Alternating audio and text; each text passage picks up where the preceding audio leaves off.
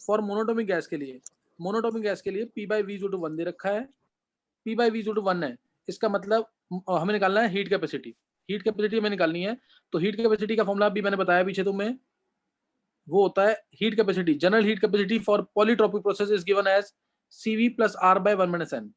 P बाय V जो constant है मोनोटोमिक गैस के लिए, तो PV रेज टू माइनस 1 जो कांस्टेंट हो गया, यानी N की वैल्यू आ गई -1, N की वैल्यू क्या आ गई -1, सही ना, N की वैल्यू -1 आ गई, पुट कर दो इसको। और CV की वैल्यू क्या होती है फॉर मोनोटोमिक गैस 3/2R, तो C आ गया यहां से 3/2R प्लस R अपॉन में 1 माइनस -1, यानी आंसर आ गया 2R,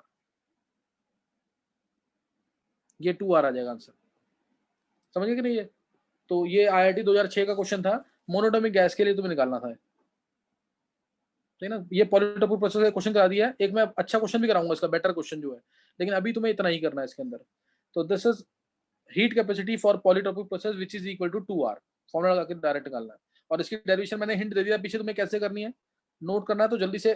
कभी भी कोई डेरिवेशन आती है थर्मोडायनामिक्स के अंदर, first law of thermodynamics use करो, delta E is equal to Q plus W होता है, डेल्टा E को लिख दो NCV/dt, Q को लिख दो NC/dt, और W होता है -PdV।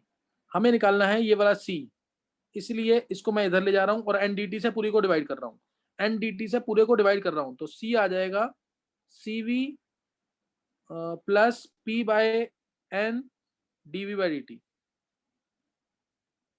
मेरे को वैल्यू निकालनी है dV/dt की, तो V और T में रिलेशन क्या होती है पॉलीट्रोपिक प्रोसेस के लिए, वो ये रिलेशन है TV/N-1 कांस्टेंट, तो इसको डिफरेंशिएट कर देंगे हम, डिफरेंशिएट करेंगे, एक बार लिया मैंने T को कांस्टेंट, V/N-1 का डिफरेंशिएशन N-1 V/N-2 dV/dt, ये आ जाएगा, प्लस V/N-1 dt/dt होता है 1 और कांस्टेंट का डिफरेंशिएशन 0, तो यहां से dV/dt की वैल्यू आ गई, dV/dt इसकी वैल्यू आ जाएगी यहां से -V/N-1 divided by T N-1 N-1 V/N-1 N-2, तो N-2 जो ऊपर ले जाएंगे तो ये बन गया -V/T अपॉन में N-1, इसकी वैल्यू पुट कर देंगे dV/dt की ऊपर वाले फॉर्मूले में, यहां वैल्यू पुट कर दो dV/dt की, dV/dt की वैल्यू पुट कर देंगे C is to CV plus, मैं वैल्यू पुट कर रहा हूँ dV/dt की, तो ये आ जाएगा प्लस में, और माइनस हटा के ना मैं इसको ये भी लिख सकता हूँ V अपॉन में T 1 - N, तो ये आ गया CV plus R by 1 - N after putting value, dV/dt की वैल्यू यहाँ पुट कर रहा हूँ मैं, ध्यान देंगे, ये dV/dt की वैल्यू ये पुट कर दी यहाँ पे, तो पुट करने के बाद C is to CV plus R by 1 - N। ऐसे ही तुम वर्क डन भी प्रूव कर सकते हो, वर्क डन को भी प्रूव कर सकते हो, ऐसे ही खुद ट्राई करना वर्क डन को। एक मैंने प्रूव कर दिया पॉलीट्रोपिक प्रोसेस के लिए हीट कैपेसिटी, 2006 में इसका क्वेश्चन आया हुआ IIT एडवांस के अंदर, तो ये एक प्रूव हो गया। पॉलीट्रोपिक प्रोसेस भी हमने कर लिया, न्यूमेरिकल्स मेरे को करवाने इसके, मैं करवाऊंगा इसके अच्छे न्यूमेरिकल्स, नोट करेंगे। अभी अभी बिल्कुल सिंपल क्वेश्चन कर रहे हैं, टफ क्वेश्चन नहीं है बिल्कुल भी। देखो इधर, ये निकालो तुम जरा, calculate QW delta H and delta U या डेल्टा E, डेल्टा U या डेल्टा E की बात है, Q निकालना है, W निकालना है, नेट हीट कंटेंट निकालना है, W निकालना है, डेल्टा H एंथैल्पी चेंज निकालना है, डेल्टा H एंथैल्पी चेंज निकालना है, एंड डेल्टा U निकालना है for an ideal gas,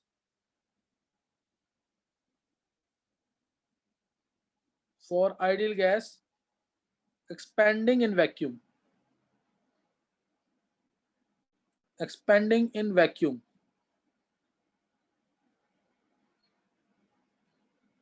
first case लेना आइसोथर्मली,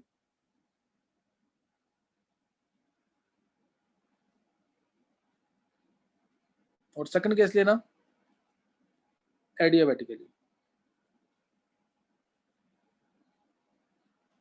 करो ये क्वेश्चन।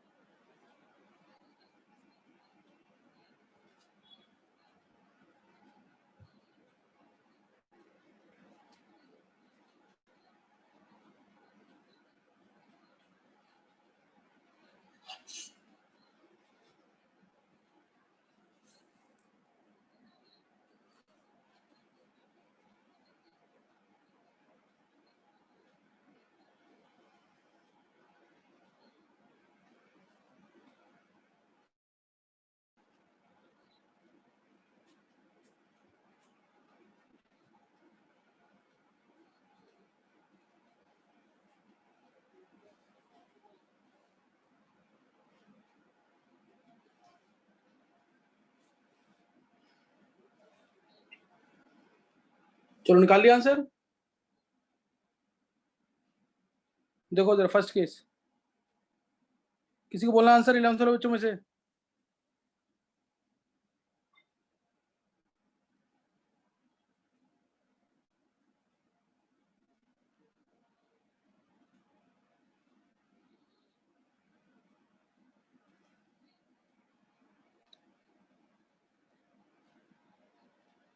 हाँ श्रेया सही है।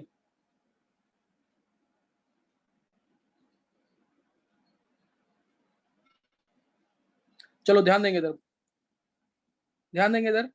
अगर मैंने बोला एक्सपेंडिंग इन वैक्यूम, वैक्यूम बोलते ही क्या हो गया? कोई भी एक्सटर्नल फोर्स नहीं है, कोई भी दूसरी एयर वाली गैसेस नहीं है रोकने के लिए। पी एक्सटर्नल क्या हो गया? जीरो। पी एक्सटर्नल क्या हो जाएगा? जीरो। पी एक्सटर्नल जीरो तो W zero. P external zero, सही ना? पी एक्सटर्नल जीरो हो जाएगा।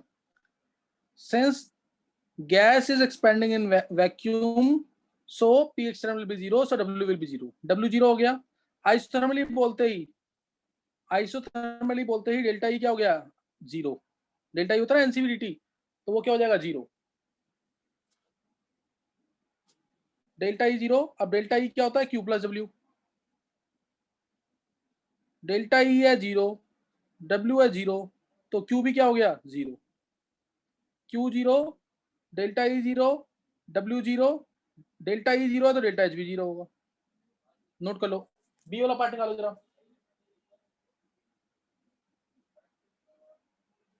बी वाला पार्ट निकालो फास्ट। बी वाला पार्ट ट्राई करेंगे जल्दी से। हेलो, तू आ ही जा, ज्यादा अच्छा लगेगा। मेरी अभी क्लास चल रही है। हाँ हाँ, अरे रिजल्ट, हाँ रिजल्ट यार, रैंक आई तो है लेकिन पीछे नहीं है। अभी अभी एक्चुअली मेरी क्लास चल रही है, ज़्यादा पता नहीं लगा मेरे को। मतलब जैसे अभी जो पता लगी 3,500, 2,900 और 8,000, 13,000, 15,000, एक की 23,000 और 2 SC ST है उनकी 650। मतलब इस टाइप से है 7-8 बच्चे, लेकिन रैंक पीछे है, अभी अच्छी रैंक नहीं हुई है। हाँ मैं बताऊँगा तेरे को पक्का है। चले,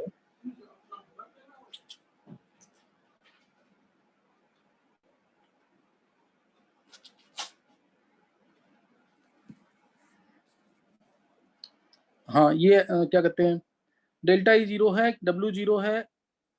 ये समझ आ गया कि नहीं? अब सेकंड पार्ट देखेंगे। अब सेकंड वाला,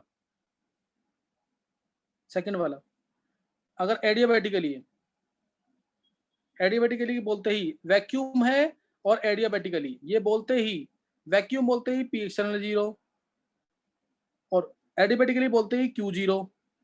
P external zero means W zero, क्योंकि डब्ल्यू होता है minus P external dV, minus P external dV, तो ये जीरो हो जाएगा। और अब यहां से डेल्टा ई जीरो आ गया, डेल्टा ई होता है क्यू प्लस डब्ल्यू, ये जीरो। डेल्टा ई जीरो तो डेल्टा एच भी क्या होगा? जीरो, क्योंकि डेल्टा ई होता है एनसीवीडीटी और डेल्टा एच होता है एनसीपीडीटी, तो वो भी जीरो हो जाएंगे। वो भी क्या हो जाएंगे? जीरो। समझ आया कि नहीं? है समझ आ गया क्वेश्चन कि नहीं? ये यस सर। हाँ, इसके मैं बहुत क्वेश्चन दे रहा हूँ, ध्यान रखना चीज का, क्योंकि ऐसे क्वेश्चन ही आ रहे हैं। हाँ सही है मुकुल, ऐसे क्वेश्चन ना बहुत आ रहे हैं, तो इसलिए ये क्वेश्चन करना जरूरी है, ताकि तुम टच में रहो इसके। जैसे मैंने बोला आइसोथर्मल प्रोसेस है, अगर मैंने बोला आइसोथर्मल प्रोसेस है, तो इसमें क्या होगा? जल्दी से आंसर देना इसका। आइसोथर्मल प्रोसेस है तो एंथैल्पी क्या होगी? इंक्रीज होगी, डिक्रीज होगी, कांस्टेंट होगी कि जीरो होगी? आइसोथर्मल एक्सपेंशन में of ideal gas, isothermal expansion है आइडियल गैस का।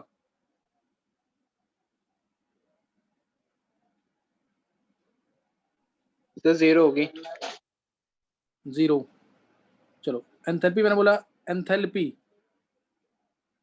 इंक्रीज होगी, एंथैल्पी डिक्रीज होगी,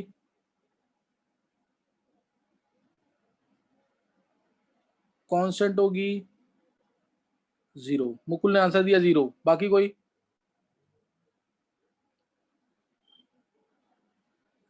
बोलना किसी को आंसर? सही है श्रेया, हाँ कांस्टेंट आंसर आएगा, क्योंकि आइसोथर्मल प्रोसेस मतलब डेल्टा है जीरो, डेल्टा है जीरो का मतलब H2 - H1 = जीरो, तो H2 = H1 आ जाएगा, यानी एंथैल्पी रहेगी कांस्टेंट। सही ना, एंथैल्पी विल रिमेन कांस्टेंट। ये ध्यान रखना, ऐसे छोटे छोटे क्वेश्चन पूछे जाते हैं, तो ये आंसर आ जाएगा इसका, सर एंथैल्पी विल रिमेन वैसे कांस्टेंट। नेक्स्ट नेक्स्ट नोट करेंगे। एंथैल्पी एनसीपी डीटी होगा, डीटी तो 0 होगा। आइसोथर्मल, सुन मैंने बोला, मैंने डेल्टा, वो डेल्टा एच 0 होता है, वो 0 नहीं होगा, डेल्टा एच 0 होगा। एंथैल्पी पूछा, एंथैल्पी, डेल्टा जो चेंज इन अच्छा एंथैल्पी होता है। नेक्स्ट नोट अच्छा करेंगे, अच्छा 5 moles of an ideal gas। Next note करना है, 5 moles of an ideal gas,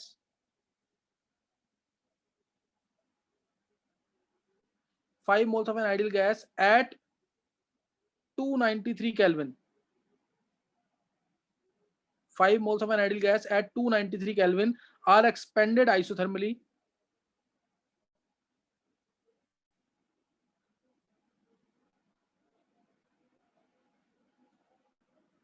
are expanded isothermally from an initial pressure of,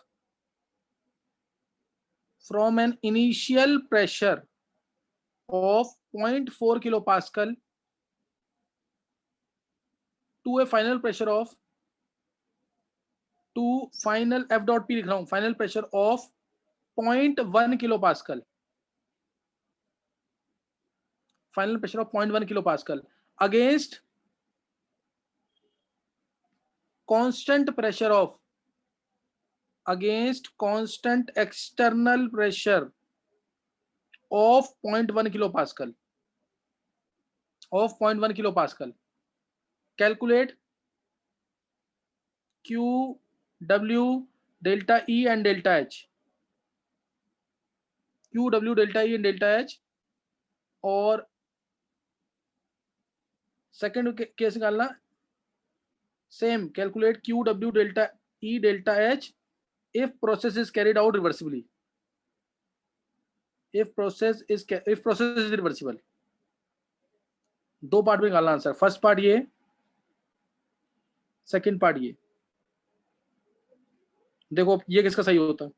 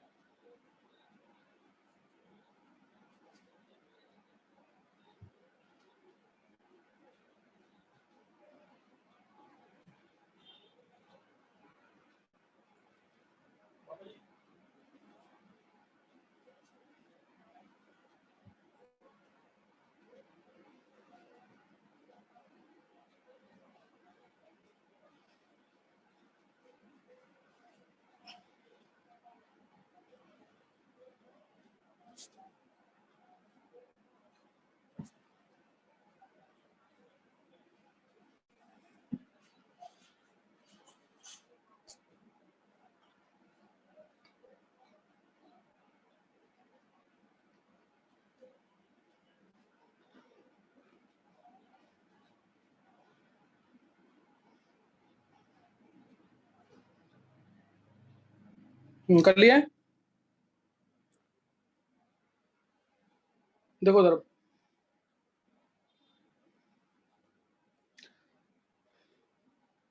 हमें निकालना है Q W delta E delta H. Process बोलती है आइसोथर्मली, आइसोथर्मली बोलती है क्या जीरो हो जाएगा? गैस है, एक्सपेंशन हो रहा है चाहे कंप्रेशन हो रहा है, अगर कोई फेस चेंज नहीं है तो डेल्टा ई और डेल्टा एच क्या होंगे? हमेशा जीरो, क्योंकि डेल्टा ई होता है एनसीवीडीटी जीरो, डेल्टा एच होता है एनसीवीडीटी जीरो। समझ गए कि नहीं? ये आइसोथर्मल बोलते ही दोनों जीरो हो जाएंगे, चाहे प्रोसेस रिवर्सिबल हो या इरिवर्सिबल हो। अगर कोई फेस चेंज नहीं है तो डेल्टा ई डेल्टा एच दोनों जीरो। समझ गए कि नहीं? ये हाँ सर। अब अगला देखेंगे। अब हमें निकालना है डब्ल्यू। जो डब्ल्यू निकलेगा उसका उल्टा बस साइन चेंज कर देना, वो क्यू होगा, क्योंकि डेल्टा ई जीरो है, डेल्टा ई होता है क्यू प्लस डब्ल्यू। डब्ल्यू निकालना है minus P external DV, process is irreversible पहले केस में, minus P external DV. P external मेरे को दे रखा है 0.1 किलो पास्कल, डीवी होगा V2 माइनस V1, यही लिख देते हैं minus P external V2 minus V1, V2 minus V1। तो V2 माइनस V1, V2 क्या होगा? nRT by P2, nRT by final pressure P2, P2 और P एक्सटर्नल सेम है इस केस में, ना भी मेंशन किया होता तो फाइनल प्रेशर हमेशा P एक्सटर्नल के इक्वल आता है, इरिवर्सिबल प्रोसेस होता है अगर, माइनस nRT बाय P1। किसी को डाउट कोई?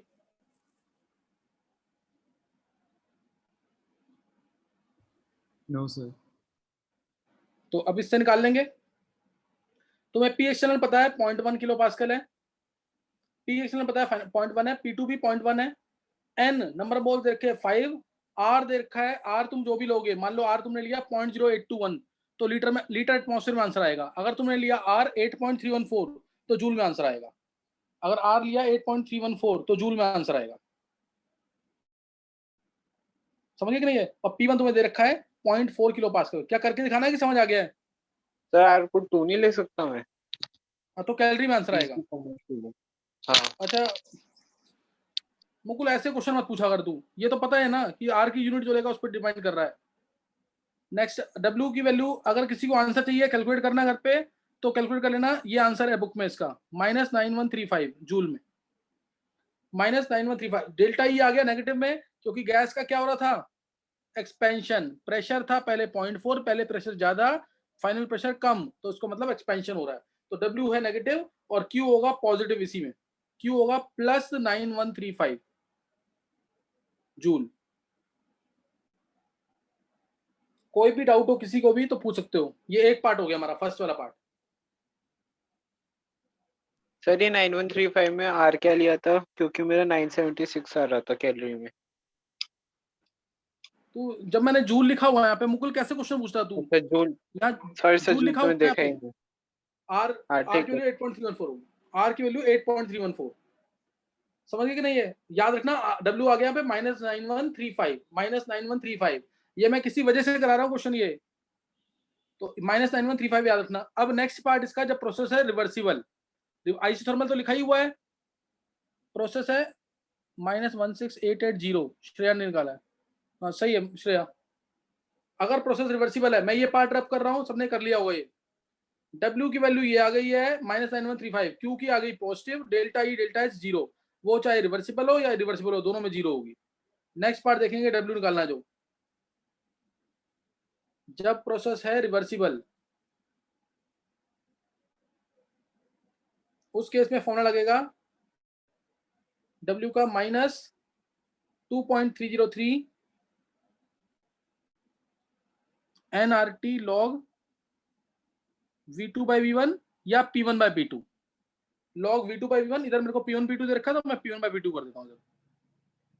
P1 bye P2 main P1 तुम किसी को भी पुट करो, P2 तुम किसी को भी पुट करो, आंसर तुम्हारा नेगेटिव आना चाहिए क्योंकि एक्सपेंशन हो रहा है। तो minus N R T, N की वैल्यू है 5, आर लिया 8.314 लिख लेना तुम लोग, टी है कितना दे रखा है 293 दे रखा है। T log of 0.4 by 0.1, unit को चेंज करने की जरूरत नहीं है क्योंकि पास्कल में तो रहने दो क्योंकि वो कैंसिल हो जाएगा सारा। तो यहां से 0.4 बाय 0.1 किलो पास्कल था, तो इससे सॉल्व करेंगे तो आया -1688 या जो भी आएगा तुम्हारा आंसर चेक कर लेना एक बार। अब ये क्यू डब्ल्यू आ गया तो क्यू क्या होगा इसका पॉजिटिव +16880। अब तुम चेक करो वर्क रिवर्सिबल आइसोथर्मल ज्यादा है कि वर्क इरिवर्सिबल आइसोथर्मल ज्यादा है, कौन सा ज्यादा है? यानी वर्क रिवर्सिबल ज्यादा है कि वर्क इरिवर्सिबल ज्यादा है, क्या ज्यादा है? ये चीज समझानी थी इसलिए दिया था क्वेश्चन। ये वर्क रिवर्सिबल ज्यादा है कि वर्क इरिवर्सिबल ज्यादा है?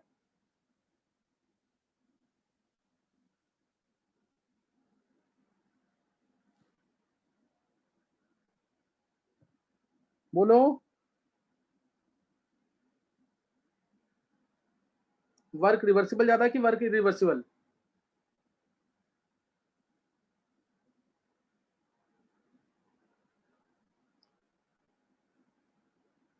इरिवर्सिबल।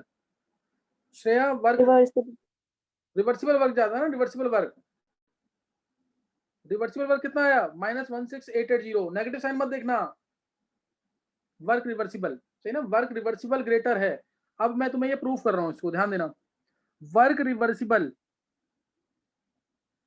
जो होता है एक्सपेंशन में वो ज्यादा होता है देन वर्क इरिवर्सिबल।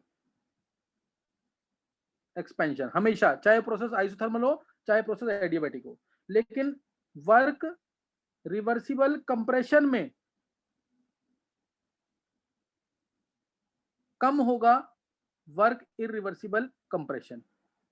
मॉड ले रहा हूं मैं सबका कंप्रेशन के अंदर, ये उल्टा होता है। ये दोनों बेनिफिशियल है कि एक बेनिफिशियल है? इनमें से दोनों हमारे लिए बेनिफिशियल है कि नहीं? है सर। हाँ, ये दोनों बेनिफिशियल है, याद रखना। वर्क रिवर्सिबल एक्सपेंशन यानी कौन काम कर रहा है? गैस की हम कर रहे हैं काम? गैस एक्सपेंड कर रही है ना, Yes, sir. तो गैस काम कर रही है। हम चाहेंगे कि गैस काम ज्यादा करे और वो ज्यादा कर भी रही है। किसमें काम कर रही है? रिवर्सिबल में। तो work reversible expansion is more efficient then work irreversible. लेकिन थियोरेटिकली पॉसिबल है, ये प्रैक्टिकली पॉसिबल नहीं है। तो लेकिन हमें मानना है वर्क रिवर्सिबल अगर है तो वो ज्यादा एफिशिएंट है देन वर्क रिवर्सिबल एक्सपेंशन। और कंप्रेशन में भी, कंप्रेशन में जो हम काम कर रहे हैं वो कम है ना, वो क्या है? कम। रिवर्सिबल कंप्रेशन यानी पिस्टन को मैं प्रेस कर रहा हूं तो वो क्या है? कम है। तो वर्क रिवर्सिबल कंप्रेशन भी कम है और हमें वही चाहिए था, यानी हमारा जो इनपुट है वो कम है। एफिशिएंसी क्या होती है? Output by input.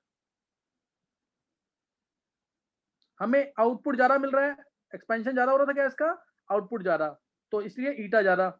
और कंप्रेशन में हमने इनपुट जो दिया वो कम दिया, इसलिए इनपुट ज्यादा तो एफिशिएंसी ज्यादा। इसलिए ध्यान रखना, वर्क रिवर्सिबल एक्सपेंशन हो या वर्क रिवर्सिबल कंप्रेशन हो, दोनों ही एफिशिएंट है, लेकिन रिवर्सिबल एक्सपेंशन ज्यादा होता है रिवर्सिबल से, रिवर्सिबल कंप्रेशन कम होता है इरिवर्सिबल कंप्रेशन से। ये समझ आ गई बातें दोनों की नहीं? आई सर, आ गई। हाँ, ये ध्यान रखना, इंपॉर्टेंट चीज आई है। और अगर मल्टीपल स्टेप्स में वर्क डन हो रहा है तो वो बीच में आता है इनका, इसीलिए हम मल्टीपल वाले को लेते हैं। वर्क रिवर्सिबल एक्सपेंशन अगर है मॉड इसका वर्क मल्टीपल स्टेप्स इसका मॉड वर्क इरिवर्सिबल एक्सपेंशन। ये चीज ध्यान रखना। समझ गए कि सर नहीं? ये मल्टीपल स्टेप तो रिवर्सिबल में ही आ गया ना, क्योंकि उसके अंदर तो बहुत सारे स्टेप होते हैं। ऐसा ना, रिवर्सिबल तो होता ही नहीं प्रैक्टिकली, तो इसलिए हमने मल्टीपल स्टेप्स में कर दिया, उसको रिवर्सिबल नहीं रखा ना इरिवर्सिबल रखा, हमने क्या कर दिया, दोनों के बीच में ले लिया एक तरीके से। अच्छा हाँ, और ऐसे ही इसमें लिख लेना खुद, और इसको मैं प्रूव कर देता हूँ न्यूमेरिकल के थ्रू, तुम्हें और क्लियर हो जाएगा। और यही न्यूमेरिकल 2013 या 11 के पेपर में एज इट इज आया था, मैं उसको और बेटर तरीके से बता रहा हूँ उसी न्यूमेरिकल को। तो ये नोट करना है इसमें, पहले तो रिवर्सिबल इरिवर्सिबल इसका मीनिंग देख लेंगे, फिर मैं बताता हूँ जल्दी से एक बार। देखो चलो पहले न्यूमेरिकल करते हैं, फिर समझाता हूँ उसको। न्यूमेरिकल करने के बाद ये मैंने तुम्हें बता दिया, वर्क रिवर्सिबल चाहे एक्सपेंशन हो या कंप्रेशन हो, दोनों केस में यूजफुल होता है। रिवर्सिबल एक्सपेंशन तो ज्यादा इरिवर्सिबल से, रिवर्सिबल कंप्रेशन तो कम। ध्यान देना, एक न्यूमेरिकल करेंगे इसका। प्रेशर, ये बेस्ट न्यूमेरिकल अब तक का जो बनाया हुआ है, बहुत सिंपल है वैसे, करेंगे जो इसको कंसेप्ट क्लियर हो और आराम से कर लेगा, वो आराम से कर लेगा इसको। ये लिया,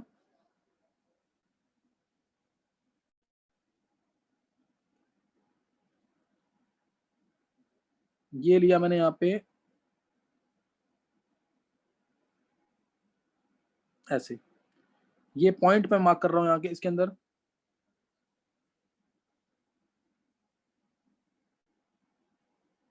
ये पॉइंट मार्क कर दिया मैंने एक, ये पॉइंट मार्क कर दिया, ये सपोज 4 है, ये 8, इजी कैलकुलेशन बिल्कुल। ये मान लेते हैं 4, ये भी 8, 4 8, और ये ले लिया सपोज बीच में एक स्टेप कर दिया, स्टेप में, हाँ पॉइंट्स ले लेते हैं ए बी सी डी ई। थोड़ा गलत हो जाएगा ये, एक मिनट मैं इसको ऐसे कर लेता हूँ, ये एफ ले लेते हैं, चलो कुछ नहीं होता इसको।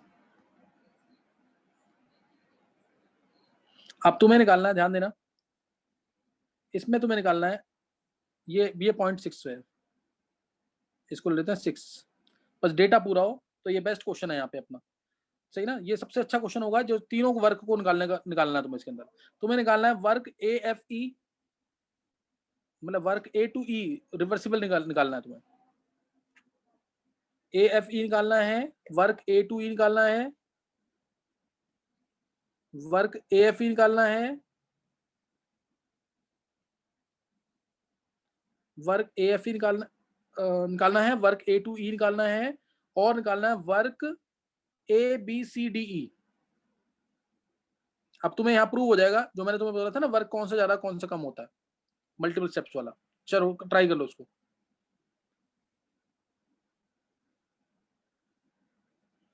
ये तीनों निकालना है तुम्हें, क्वेश्चन ये कंप्लीट दे रखा है, करो क्वेश्चन ये।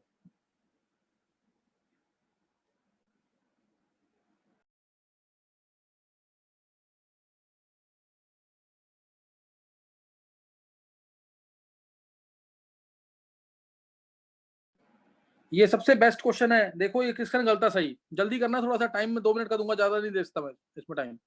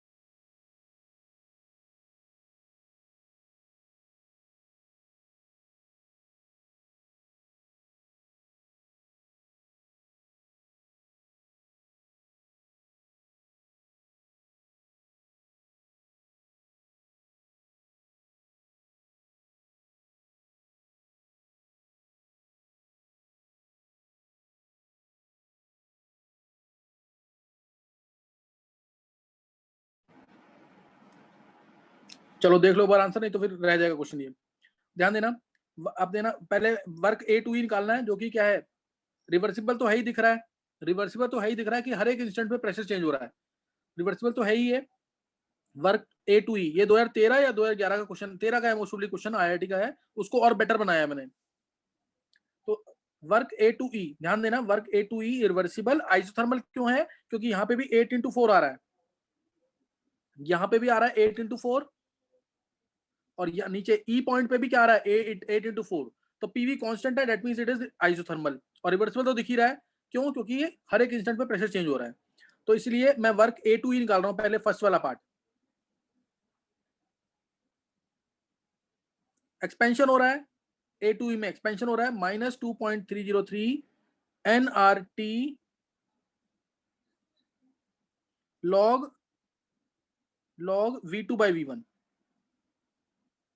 तो -2.303 nRT को लिख रहा हूं मैं पीवी, क्योंकि कैलकुलेशन इजी हो जाएगी, और n मेरे को पता नहीं है इसके अंदर। तो p कितना है इसमें, 8 और 4, 8x4 कर लो या 4x8 एक ही बात है। p इस पॉइंट पे कितना है 4, 8, p तो हर जगह चेंज हो रहा है, 8x4 लिख रहा हूं मैं nRT को, 8x4 यानी nRT को मैंने लिख दिया है pv log of V2/V1। Final volume है 8, इनिशियल था 4, तो 8/4 log 2 आ गया। सॉल्व करना है इसको, आंसर बताना कितना आ रहा है। log 2 होता है 0.3 इंटू 0.3, चेक करना एक बार कितना आ रहा है। ये आएगा 20 के आसपास कुछ, शायद ये 20 के आसपास आएगा, एक बार चेक कर लेना, मेरे को बताना इसका आंसर क्या है। अब उसके बाद नेक्स्ट निकालेंगे, ये फर्स्ट पार्ट। हाँ कितना आया है, 20 के अप्रॉक्स आ रहा है। चलो सही है। अब नेक्स्ट निकालना है वर्क ए एफ ई, जो कि क्या है, irreversible. Work A F E, work A to F तो 0 होगा,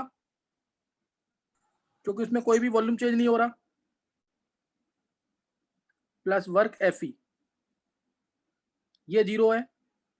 वर्क एफ ई क्या होगा, एफ ई में वॉल्यूम 8 से 4 हो गया है, और प्रेशर था हमारा 4, तो ये आ गया एक्सपेंशन के लिए -4 इंटू 8 -4, ये आ गया सीधा 4 4 16 -16, और ये कम आना चाहिए, तो कम ही आ रहा है, ये 16 लीटर एटमॉस्फेयर।